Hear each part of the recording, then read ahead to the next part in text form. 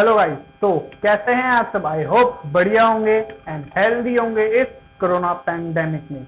आज की वीडियो में बात करने वाले हैं फॉर्म्स ऑफ बिजनेस ऑर्गेनाइजेशन। अब तक आप लोगों ने जाना कि बिजनेस क्या होता है, बिजनेस क्यों करा जाता है, बिजनेस करने से क्या फायदा क्या नुकसान होता है, बिजनेस का ऑब्जेक्टिव क्या होता है, बिजनेस एक्टिविटीज क्या होते हैं, ये कितने टाइप के होते हैं, ये सब आप लोगों ने चैप्टर नंबर 1 में जाना था। अब आप जानने वाले हैं बिजनेस के कितने फॉर्म होते हैं, हम किन किन रूपों में बिजनेस कर सकते हैं, यही सब हम जानने वाले हैं चैप्टर नंबर 2 में। तो आइए स्टार्ट करते हैं आज की वीडियो। तो सबसे पहले हम समझेंगे बिजनेस ऑर्गेनाइजेशन के फॉर्म्स को एक चार्ट के थ्रू। तो देखो यहां पर जो बिजनेस ऑर्गेनाइजेशन है ये 3 फॉर्म में मेनली बटा होता है। जो बिजनेस ऑर्गेनाइजेशन का फॉर्म है वो मेनली 3 टाइप का होता है। अब पहला क्या होता है सर, प्राइवेट सेक्टर। दूसरा होता है पब्लिक सेक्टर। सर तीसरा भी है यहां पर सर, जिसका नाम है जॉइंट सेक्टर। अब देखो यहां पर सबसे पहले बात करेंगे प्राइवेट सेक्टर की। प्राइवेट सेक्टर में देखो ये भी 2 टाइप में बटा हुआ है, नॉन इनकॉर्पोरेटेड और इनकॉर्पोरेटेड। नॉन इनकॉर्पोरेटेड में ये 4 टाइप आते हैं। पहला आता है सोल प्रोप्राइटरशिप, दूसरा आता है जॉइंट हिंदू फैमिली बिजनेस, तीसरा आता है पार्टनरशिप और फिर लास्ट आता है जॉइंट वेंचर। ये 4 टाइप आते हैं नॉन इनकॉर्पोरेटेड में। फिर आता है इनकॉर्पोरेटेड टाइप, इसमें खाली 2 आते हैं। कौन कौन से, जॉइंट स्टॉक कंपनी और कोऑपरेटिव इंटरप्राइजेस। ये 2 टाइप इनकॉर्पोरेटेड में आते हैं। फिर बात करेंगे पब्लिक सेक्टर। पब्लिक सेक्टर को भी हमने ठीक इसी तरह डिवाइड करा हुआ है, नॉन इनकॉर्पोरेटेड और इनकॉर्पोरेटेड। नॉन इनकॉर्पोरेटेड में ये डिपार्टमेंटल अंडरटेकिंग्स आती है। फिर बात करेंगे इनकॉर्पोरेटेड में पब्लिक कॉर्पोरेशन और गवर्नमेंट कंपनी। ये 2 टाइप इनकॉर्पोरेटेड में आता है। जॉइंट सेक्टर में इसमें क्या होता है, प्राइवेट और पब्लिक यानी कि गवर्नमेंट की जितनी भी कंपनियां हैं और जो भी प्राइवेट है ये सब मिलकर एक साथ काम करते हैं, तो उसको बोला गया है जॉइंट सेक्टर। समझ आई बात। तो ये हो गया बिजनेस ऑर्गेनाइजेशन का फॉर्म। आज की वीडियो में हम सिर्फ क्या बात करेंगे, सोल प्रोप्राइटरशिप के बारे में कि सोल प्रोप्राइटरशिप क्या होता है, इसके फीचर क्या होते हैं सर, इसका मेरिट क्या होता है और इसके लिमिटेशंस क्या क्या हैं, सब जानेंगे। तो आज की वीडियो में क्या डिस्कस करेंगे, केवल ये। और बाकी के जो पार्ट्स है, बाकी के जो पॉइंट है वो हम आने वाली वीडियोस में डिस्कस करने वाले हैं। तो आइए सोल प्रोप्राइटरशिप के बारे में जानते हैं कि भाई ये आखिर होता क्या है। इसकी पहले मीनिंग क्लियर करते हैं। सोल का मतलब है सिंगल, प्रोप्राइटरशिप ओनर। अब आप समझ रहे होंगे, सिंगल ओनर ऐसा बिजनेस जिसमें केवल एक ओनर हो जो पूरे बिजनेस को संभाल रहा हो, दैट इज सोल प्रोप्राइटर। ठीक है, और पूरे बिजनेस को संभालने वाला एक अकेला पर्सन है, तो क्या बोलेंगे, वो कैसी फॉर्म है बिजनेस की, सोल प्रोप्राइटरशिप वाली फॉर्म है। जैसा कि मैंने यहां पे लिखा भी हुआ है सोल प्रोप्राइटरशिप के बारे में, देखो क्या लिखा है यहां पे, it refers to that form of business organisation, that form of business organization which is owned by a single individual, खाली एक इंडिविजुअल के द्वारा वो पूरी बिजनेस ओन कर रखी है, who is solely responsible for its management and receive all the profit and losses। यानी कि ऐसा फॉर्म बिजनेस का जो किसी इंडिविजुअल ने अकेले ही ओन कर रखी है और वो खुद ही रिस्पॉन्सिबल है, सारी जो भी मैनेजरियल एक्टिविटी है बिजनेस के अंदर उन सब के लिए खुद ही अकेला रिस्पॉन्सिबल है और अकेले ही वो सारा प्रॉफिट या लॉस गेट करता है, दैट इज सोल प्रोप्राइटरशिप कहलाएगा। समझ आई बात? तो आइए बात करते हैं इसके फीचर्स की। टोटल 8 फीचर्स हैं सोल प्रोप्राइटरशिप के। पहला है इंडिविजुअल ओनरशिप, जैसा कि इसके नेम में ही दिख रहा है सोल प्रोप्राइटरशिप। क्या बोला मैंने आपको? Single owner. तो इसका पहला फीचर, सबसे इंपॉर्टेंट फीचर क्या है कि इसमें खाली एक ओनर होता है, वो खुद ही पूरे बिजनेस को देखता है, पूरे बिजनेस जो भी एक्टिविटीज हैं सब वो खुद ही अकेला ही करता है। तो दैट इज इंडिविजुअल ओनरशिप। फिर बात करते हैं सोल मैनेजमेंट, यानी कि जो एक सोल प्रोप्राइटर है वो खुद ही पूरा बिजनेस हैंडल करता है। बिजनेस हैंडल करने का मतलब है अपने गोल को अचीव करने में खुद ही सारी एफर्ट लगाता है, खुद ही वो प्लानिंग करता है गोल को अचीव करने के लिए, खुद ही प्लानिंग के हिसाब से ऑर्गेनाइजिंग करता है, खुद ही वो स्टाफिंग करता है, लोगों को एम्प्लॉयमेंट देता है और खुद ही वो लोगों को देखता भी है, अपने एम्प्लॉयज को देखता भी है कि वो सही ढंग से वर्क कर रहे हैं कि नहीं, खुद ही वो कंट्रोल करता है। That is sole management. सारी जो मैनेजमेंट एक्टिविटी होती है वो खुद ही अकेला ही करता है। यानी कि सिंपल शब्दों में कहे तो भाई सोल मैनेजमेंट का मतलब है अपने गोल को अचीव करने के लिए अकेले ही सारी चीजों को मैनेज करना, अपने एम्प्लॉयज से अच्छे ढंग से वर्क करवाना। That is sole management. तो ये हो गया सेकंड फीचर। फिर बात करते हैं अनलिमिटेड लायबिलिटी। सर इसका मतलब क्या है? अनलिमिटेड लायबिलिटी का मतलब होता है कि इन केस खुदा ना खास्ता कल के आपको बिजनेस को बहुत तगड़े वाला लॉस हो गया, आपका बिजनेस इस लायक भी नहीं रहा कि वो अपनी उधारी तक चुका सके, आपके पास इतने असेट ही नहीं है जिनको बेचकर उधारी चुका सको, तो ऐसे केस में क्या होता है कि आप बिजनेसमैन हो तो आपके पर्सनल चीजों को भी, पर्सनल असेट को भी बेचकर आपका लॉस चुकाया जाएगा, यानी कि जो भी उधारी है वो चुकाई जाएगी। तो इसी को बोला गया है अनलिमिटेड लायबिलिटी, यानी कि आप बिजनेस से अलग नहीं हो, आपके पर्सनल असेट को बेचकर भी बिजनेस के लॉस को पूरा करा जा सकता है, बिजनेस की उधारी को खत्म करा जा सकता है।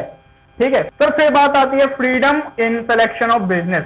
आप सिंगल ओनर हो, आप खुद ही मालिक हो अपनी मर्जी के, यानी कि आप जिस मर्जी बिजनेस में जाना चाहो आप अपने आप तुरंत डिसीजन लेके जा सकते हो। हाँ, इसके लिए आप अगर कुछ लोगों से सजेशन लेना चाहो तो ले सकते हो, लेकिन फिर भी डिपेंड आप पर ही करता है कि आपको सजेशन को अप्लाई करना है कि नहीं करना है। यानी कि आप अपनी मर्जी चलती है इसमें, आप खुद ही किसी भी टाइप का बिजनेस चुन सकते हो अपनी मर्जी के अकॉर्डिंग। ठीक है, इसलिए बोला गया किसी भी बिजनेस में जाने की आपको फ्रीडम होती है सोल प्रोप्राइटरशिप के अंदर। देन बात करते हैं नेक्स्ट पॉइंट, सीक्रेसी। सीक्रेसी का क्या मतलब है? यानी कि आप बिजनेस के सिंगल ओनर हो तो आप अपनी जो भी बिजनेस से रिलेटेड बातें हैं वो अपने पास ही सुरक्षित सीक्रेट रख सकते हो, वो बात कहीं भी लीक नहीं हो सकती है। ये सबसे बड़ा फीचर है इस सोल प्रोप्राइटरशिप का, क्योंकि इसमें आप खुद ही अपने ओनर हो अपने बिजनेस का, तो आपकी जो भी बातें होंगी बिजनेस से रिलेटेड वो सारी आपको पता होंगी, और आप क्यों लीक करना चाहोगे बातों को? इसीलिए बोला गया है कि इस फॉर्म के अंदर सारी बात एकदम सीक्रेट रहती है ताकि कोई और इसका फायदा ना उठा सके। तो इसलिए इसको बोला गया सोल प्रोप्राइटर में सबसे बड़ा फीचर जो है सीक्रेसी है। फिर बात करते हैं no separate legal entity of the business. इसका मतलब क्या है? सबसे आसान मीनिंग है इसका कि भाई इसमें जो बिजनेस है और जो बिजनेसमैन है, बिजनेस और बिजनेस को करने वाला, ये दोनों एक ही पर्सन होते हैं, इनके बीच में कोई डिफरेंस नहीं होता है। अभी मैंने आपको लायबिलिटी वाले पॉइंट में समझाया था कि बिजनेस को कोई लॉस हुआ, बिजनेस की कोई उधारी चुकानी है तो बिजनेसमैन के पर्सनल असेट को बेचकर भी उधारी को चुकाया जा सकता है। इसी का मतलब यही है कि बिजनेस और बिजनेसमैन दोनों एक ही होते हैं। ठीक है। फिर बात करते हैं अनडिवाइडेड रिस्क। अब रिस्क जो होता है अनडिवाइडेड होता है। अब क्योंकि यहाँ पे खाली एक ही पर्सन होता है, एक ही पर्सन ओनर होता है, जो भी उसका रिस्क होगा वो सारा का सारा उसी के ऊपर होगा। अगर कल को लॉस हुआ तो सारा का सारा कौन बियर करेगा? वही अकेला पर्सन बियर करेगा लॉस को। ठीक है, तो इसीलिए बोला गया डिवाइडेड नहीं होता है इसके अंदर रिस्क, यानी कि जो रिस्क होता है वो अनडिवाइडेड रहता है सोल प्रोप्राइटरशिप के अंदर। सिंपल सी बात है भाई, एक ही पर्सन है तो उसकी अनडिवाइडेड तो रहना ही रहना, सारा का सारा लॉस उसके ऊपर ही जाएगा। सर फिर बात करते हैं lake of business continuity. Business के कंटिन्यू रहने का चांस बहुत ही कम रहता है सोल प्रोप्राइटरशिप के अंदर। क्यों सर? क्योंकि यहां पर एक ही ओनर है, सिंगल ओनर है। इन केस कल को उसकी तबियत बिगड़ जाती है या किसी भी रीजन की वजह से वो अपने बिजनेस पर ध्यान नहीं लगा पाता है, तो वो क्या करेगा? वो अपने एम्प्लॉइज को बोलेगा भाई तुम संभालना है मेरा बिजनेस मेरी एक्सपेंस के अंदर, या फिर वो ये कर सकता है अपने बिजनेस को कुछ टाइम के लिए शट डाउन कर सकता है। तो ये दो चीजें करेगा वो। अब ये दो चीजें करेगा, दोनों में ही उसका नुकसान है। पहला, अगर एम्प्लॉय के भरोसे छोड़ता है बिजनेस तो जो कस्टमर हैं वो डिससेटिस्फाई होंगे उससे, क्योंकि एम्प्लॉय उतने अच्छे ढंग से हैंडल नहीं कर पा रहे होंगे। ठीक है। दूसरा, अगर शट डाउन कर देगा तो जो उसके कस्टमर आते थे उसकी शॉप पर, अब वो किसी और शॉप पर जाएंगे। तो इसीलिए बोला गया है कि बिजनेस जो है कंटिन्यू नहीं रह सकता ऐसे सोल प्रोप्राइटर वाले केस के अंदर। इसमें जो है भाई बिजनेस ज्यादातर बंद होने के ही चांस रहते हैं, क्योंकि सिंगल ओनर अगर उसकी डेथ हो गई तो बिजनेस तो बिल्कुल ही बंद, कौन संभालेगा उसका बिजनेस फिर? ठीक है। तो ये हो गया हमारा सोल प्रोप्राइटरशिप का फीचर। अब बात करते हैं इसके मेरिट की। देखो भाई मेरिट सर 5 टाइप के होते हैं इसके मेरिट, 5 मेरिट है यहाँ पे। पहला है क्विक डिसीजन। अब क्योंकि ये सोल प्रोप्राइटरशिप है, खुद ही ओनर है वो डिसीजन फटाफट लेगा, फटाफट जो भी डिसीजन लेना फटाफट तुरंत चुटकियों में डिसीजन लेगा, क्योंकि भाई बिजनेस उसका है और वो नहीं चाहेगा कि मेरे को लॉस हो, तो वो तुरंत डिसीजन लेगा। सर फिर बात आती है बेनिफिट ऑफ सीक्रेसी। सीक्रेसी का मतलब मैं आपको बता चुका हूं कि भाई देखो, एक बिजनेसमैन है, उसने अपने बिजनेस में कुछ डीलिंग्स करी, तो उस डीलिंग से रिलेटेड सारी बातें केवल उस बिजनेसमैन तक ही सुरक्षित रहेंगी। क्यों भाई? क्योंकि वो खुद ही ओनर है, तो वो अपनी बातों को क्यों लीक करेगा बाहर? तो सारी की सारी बातें किसको पता रहेंगी? और सीक्रेट रहेंगी बिजनेसमैन के पास। ठीक है। तो इसमें सबसे इंपॉर्टेंट फीचर या मेरिट बोल लो, सबसे बड़ा जो बेनिफिट होता है सोल प्रोप्राइटरशिप का, वो यही कि भाई इसमें सीक्रेसी रहती है, आपके बिजनेस की बातें बाहर लीक नहीं होती है सोल प्रोप्राइटरशिप के अंदर। ठीक है। तो नेक्स्ट पॉइंट आता है डायरेक्ट मोटिवेशन। अब क्योंकि सोल प्रोप्राइटरशिप का केस है ये, तो यहां पे सिंगल ओनर है, सिंगल ओनर है तो उसको प्रॉफिट भी ज्यादा मिलता होगा, यानी कि सारा का सारा प्रॉफिट उसी को मिलता होगा। जब सारा का सारा प्रॉफिट उसी को मिलता है तो उसका दिल खुश होता होगा, भाई हाँ मेरे को सारा का सारा प्रॉफिट मिल रहा है, तो वो उसको और मोटिवेशन मिलती होगी काम और अच्छा ढंग से करने की, ताकि उसको और प्रॉफिट हो, और प्रॉफिट होता जाए। तो इसीलिए बोला कि डायरेक्ट मोटिवेशन की, उसको अपने काम से खुद ही डायरेक्ट मोटिवेशन मिल जाती है। ठीक है सर। फिर बात आती है पर्सनल कंट्रोल। अब क्योंकि सोल प्रोप्राइटरशिप है, यहां पर एक ओनर होता है, सिंगल ओनर होता है, सारा का सारा कंट्रोल भी वही करता है, अपने एम्प्लॉयज से भी वर्क वो खुद ही करवाता है, अपने एम्प्लॉयज को भी खुद ही ऑर्डर देता है। हालांकि वो बात अलग है, जब बिजनेस का साइज बढ़ जाए, वो बिजनेस के ज्यादा 2-4 ब्रांच खुल जाए, तो वो मैनेजर को अपॉइंट कर सकता है एम्प्लॉइज को हैंडल करने के लिए। ठीक है। तो ये तो दूसरा केस हो गया भाई। ठीक है। लेकिन फिर भी मैनेजर को उसने हैंडल करने के लिए अपॉइंट तो करा है, लेकिन फिर भी तो मैनेजर के जो भी एक्शन वगैरह होंगे उस सब के लिए जिम्मेदार वही सोल प्रोप्राइटर ही होगा। ठीक है। तो इसलिए बोला गया है सारा का सारा कंट्रोल सोल प्रोप्राइटर के पास ही होता है, भले ही वो मैनेजर को भी अपॉइंट कर ले, तभी भी सारी जिम्मेदारी उसी की होती है। सर फिर बात आती है इजी फॉर्मेशन।